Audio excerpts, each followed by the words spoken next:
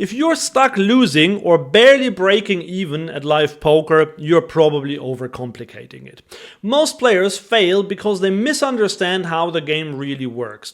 I've crushed 1-2 and 1-3 games for years, not with fancy bluffs, but by sticking to what works.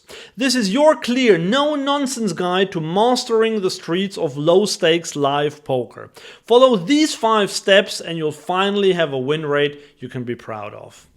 The first step is often overlooked, but it's hands down the fastest shortcut to leveling up your win rate. Just recently, a friend of mine proved this. He went on a cruise with his family and noticed that they offered poker on that cruise. The rake was brutal and stacks were shallow. Most players bought in for like 40 to 60 big blinds. Normally I would say this is a game that needs to be avoided. It seems impossible to make any money in such an environment. But my friend won $475 in 3 hours on the first night, and then he played 2 tournaments and won both of them. Sure, he ran hot, variance was definitely on his side, but it doesn't explain everything.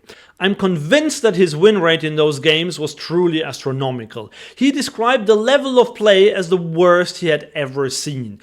The kind of players who call an all-in on the river with queen high or shove bottom pair into 5 opponents.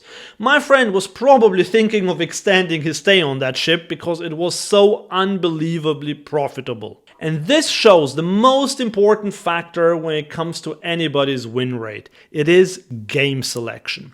Play the softest games, not the coolest ones. Because so many players want to measure themselves against good players. Some even want to be at the same table as a known pro because they want to stack the pro. And others are just too lazy and comfortable at their tables that they don't ask for a table change even though they are stuck at a terrible table while the one next to them shows all the markers of a great and profitable table. But the difference between a good and a bad table at 1-2 can mean a difference between making $30 an hour and making a loss of $10 an hour. That's why step 1 is simple. Fish where the fish are.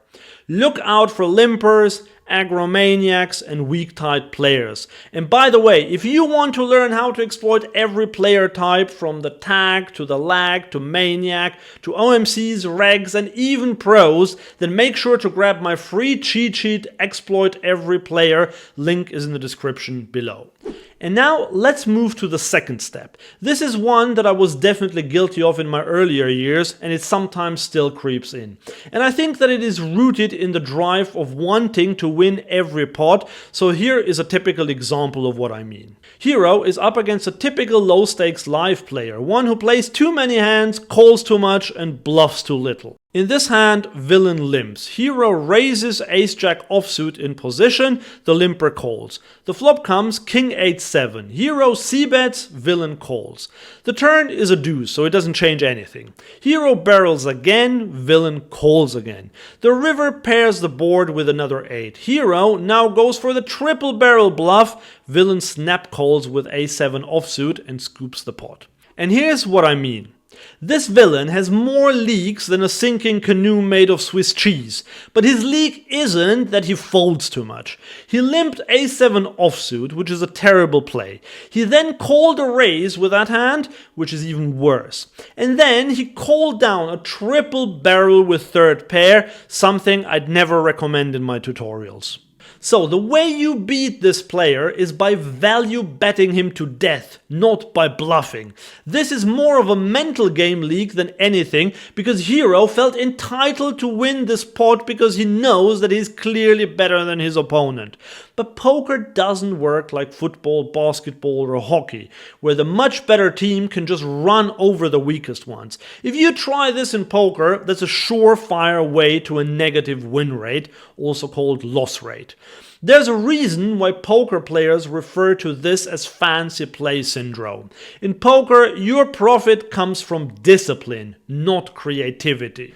And this is exactly where we're going with step 3 as well. We are revisiting the hand we just played, but instead of having ace-jack, Hero now has ace-king. The flop is king 8-7.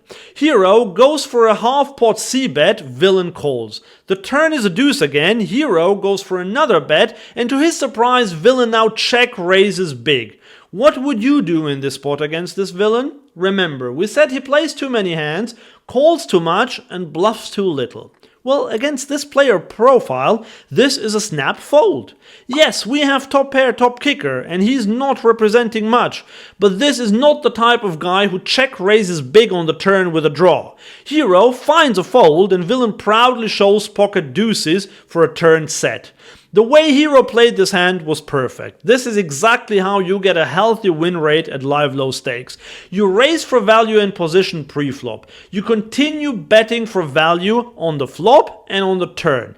And if you get raised at any point by a typical live low stakes player, it is time to say goodbye to your hand. Unless you can beat some of his value bets. So, obviously, you won't fold pocket kings or pocket eights in this hand. And this is it. Play better hands than your opponents on average, value bet when you have it, fold to aggression. If you follow this principle, you will have a positive win rate at 1-2 and 1-3 live. That's why getting the simple stuff right matters, because poker isn't about complexity, it's about fundamentals. Step 4 might surprise you, because this is where better players often have a fairly big leak. And I say better players because typically players who have a lot of online poker experience tend to be better because the games online are much tougher on average compared to live games. I remember when I really worked hard on my online game and got fairly good at it, my live play started to suffer. And here is why. I would look down at a hand like ace-4 suited in the cutoff and would see that a player in middle position had raised. I would 3-bet with this hand because this is exactly what a solver would do, and so I thought it must be a good play. Villain would call, and then I would get into trouble on an ace-high board because villain had hands like ace-10 offsuit or ace-jack offsuit. To understand why the 3-bet with ace-4 suited is great in solver land but pretty terrible at 1-2, we have to see how the middle position player is meant to react to the 3-bet. He is supposed to fold ace-10 offsuit, ace-jack offsuit, and all the suited aces between ace-10 and ace-6.